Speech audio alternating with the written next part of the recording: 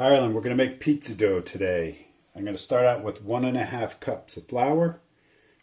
Measure it out. Start putting that in the bowl. We're going to get a teaspoon of salt. Put it into the flour. 1 pack of, I got fast acting dry yeast. You could use whatever yeast you like. I prefer the fast acting so we can get it started quicker. Put that into the flour mix as well. I used to dissolve in the water. Don't do that anymore. I also put a little bit of pepper in mine. You don't have to put pepper, but I just do it anyway. So I always mix it with a fork. So for some reason I like a fork better than a spoon. So hold on, before I do that, I always put a little bit of sugar into the mix. So you could put a teaspoon of sugar as well. If you're trying to make a sweeter dough, you could put more, but I just put a little bit in for the yeast purpose, right? So then I mix all this up in the bowl before I add the water. So just mix it up pretty good. Like I said, if you want, you could dissolve the yeast in the water, but in this case, I just mix it in the flour. It's fast acting. Once it sets, it'll activate the yeast anyway. So make a little hole in the middle. Going to get about 1/2 cup of warm water. So I think it should be somewhere in the neighborhood of 120 degrees-ish. Oh, but, you know, you could do that with, you know, however you like, by measuring it or just by feel, but it should be warm. It shouldn't be too cold. Let's see, I'm putting 8 ounces here. Actually, it's not really a 1/2 cup, is it? What's a 1/2 cup in there? Put 6 ounces of water. I'm going to put that in there. So I usually start this so it should make a wet dough to start. So it doesn't need to be overly floured, because the amount of flour you start out with just is enough to get it going, because we're going to start adding flour and we're going to feel it to make sure it's to the right consistency as we go along. So like I said, I use a fork, not a spoon, because it just gets stuck to the spoon, and for some reason it works better this way.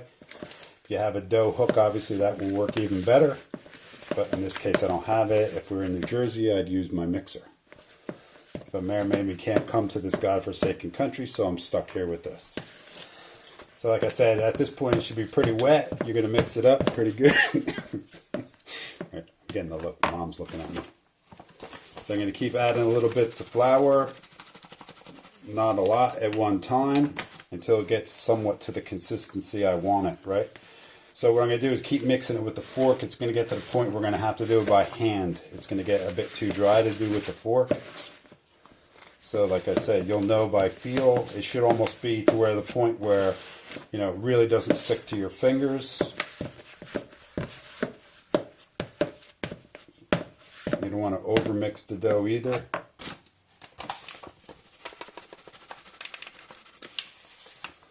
Like I said, little bits of flour at a time.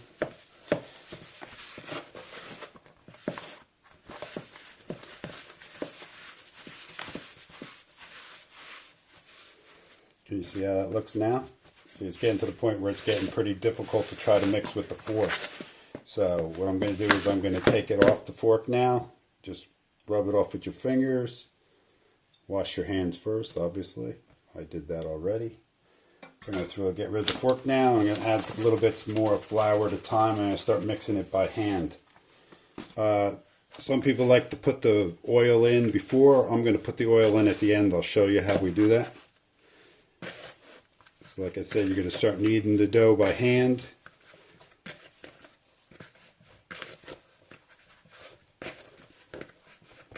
So it gets a bit sticky. It shouldn't really stick to your hands, but you don't want it too dry either. So, because of kneading it, by you fold it over, push it down, fold it over, push it down, and continue doing that. I normally turn it like a quarter turn each time. Now, see, now it's not really sticking to your hands at all. You'll start to feel it. It's getting a bit pliable, right?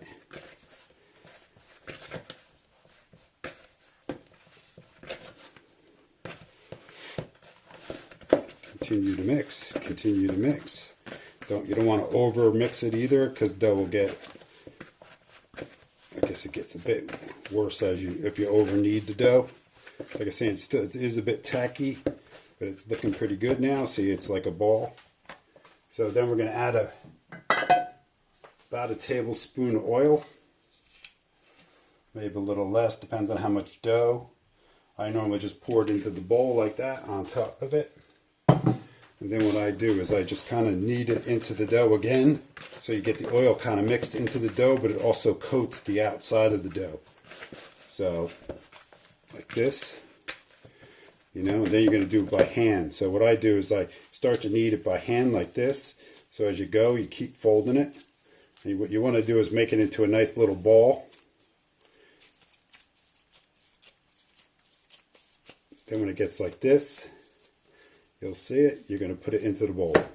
Now we're going to just let it rest for about 30 minutes, we'll say. And I'll come back to you. Okay, the one thing is I forgot to say is you want to cover it with like a dry towel, just so, you know, the air doesn't get to it and it gets all dried out. So now we're going to let it sit.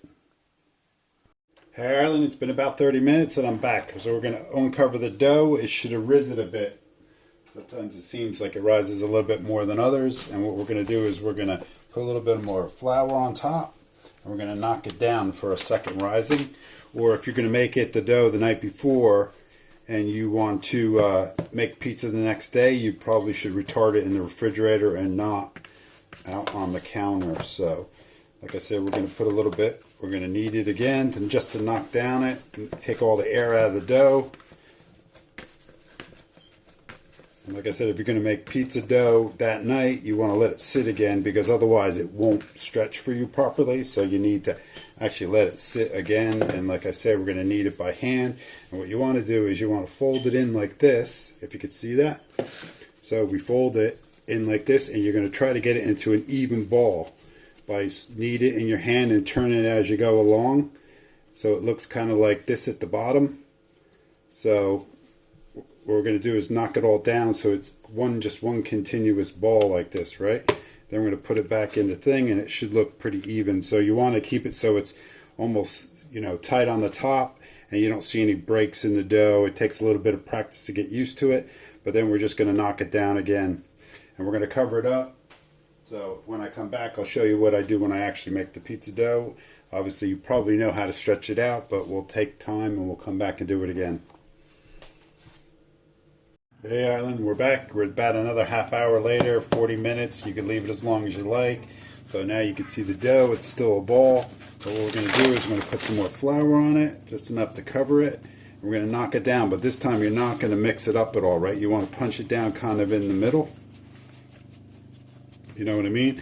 But if you're going to have a crust around the outside, you want to make sure you leave the outside. You don't want to punch it down too much. You can flip it over. We're going to see that. We're going to flour the other side a little bit. And then we're going to go ahead and flour the surface here so we can actually roll the dough out. So a little bit of flour. You don't want to put too much, otherwise it'll taste floury when you're going to bake the dough. So here we go. We're going to put some down. Then we're going to put the dough here. So like I said, you're going to just knock it down again, right? What you don't want to do is get too carried away with it. Keep the edge if you want an edge, but we're going to stretch out the dough. You can see it's starting to rise with more bubbles and everything, but you want to get the bubbles out because otherwise they'll rise in the oven. So like I said, you can knock it down, and we did go over how much water and flour to put in here, so it depends on how big of a pizza you want to make. So you might have to play around the quantities a little bit, but I'm going to show you how much of a pizza. So if you want like the Chicago, I would double the recipe at least, right? So instead of 6 ounces of water, we want to go with like 12 to 14, so you get a nice thick crust. But here we're just going to stretch it out now, right? So you can use your fingers and pull it a little bit, but like I said, you want to kind of keep the edge. What you don't want to do is break your hands through the dough. So you want to kind of cup it in your hands like this and stretch it a bit, right? Like I said, you can stretch it like this, but what we're going to do now is we're going to I have a pizza pan. Obviously, you can use a sheet pan if that's all you have, and make the dough a little bit square, but like I said, you want to keep stretching it out. So use a rolling pin if you want to start. If you want a nice thin crust, you could use a rolling pin. A lot of those guys in the pizzerias do that as well.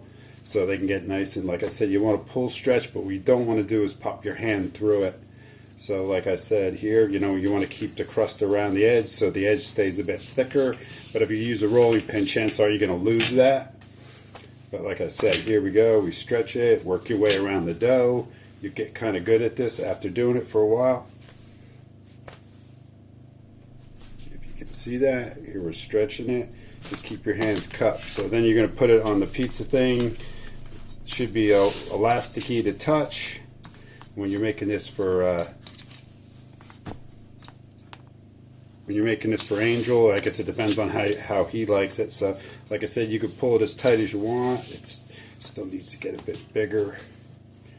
Sometimes it's difficult, but like I said, if you let the dough sit like this, when you try to make it too fast, you won't be able to play with the dough. It won't be as elasticy, and then you'll end up ripping the dough. So you'll start to see that if you try to do it, make dough in a half hour, it just is not going to cut it, right? So here we are.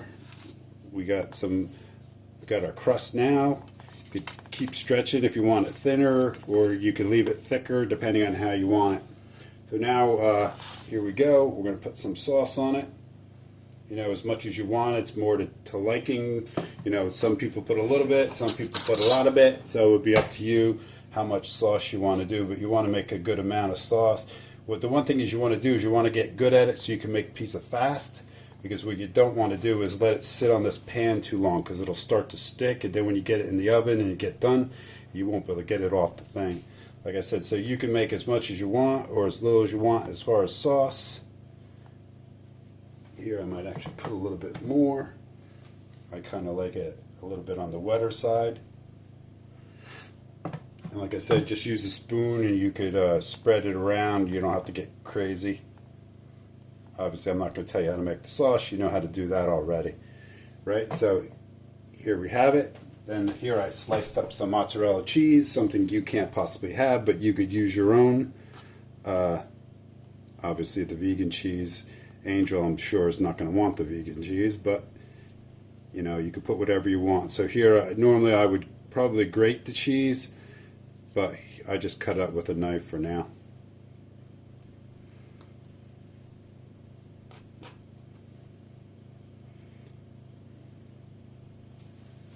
Here we go. Then I'm going to put a bit of Parmesan. You could put your fake stuff on there, but hopefully it'll be all right. So like I say, put as much cheese or as little cheese as you want.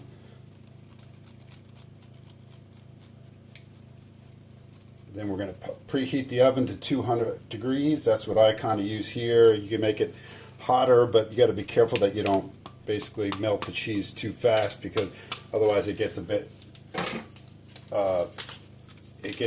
burnt on the top and it's not actually cooked on the bottom. So here we go. Now we're going to put it in the oven.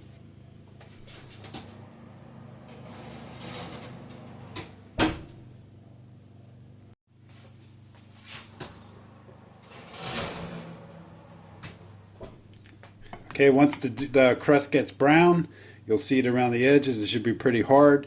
You want to take it out of the oven. So I cooked this about 15 minutes. It'll all depend on the size of the pizza and the thickness of the dough. Some of the doughs, like when I do the actual Chicago pizza, I'll cook the dough for 20 minutes without any sauce on it in the pan. And then I kind of knock it down with the cheese, and then I put the sauce on top and cook it for another 20 or so. So, the dough's real thick. So thin crust will cook quicker. Thick dough will take a lot longer. Like I said, sometimes it's pre-cooked the dough a little bit before you put the sauce on, because it tends to, in regular home ovens, it tends to burn the cheese before the dough actually gets cooked. So have a bit of fun here and try it out. A lot of times I use the same recipe for doughs, and you can make it for the focaccia. Like I said, you probably want to make a little bit more, so the focaccia stays a bit thicker. And with that, I just kind of punch down holes in the dough. You put the oil and the herbs. So good luck, Harlan.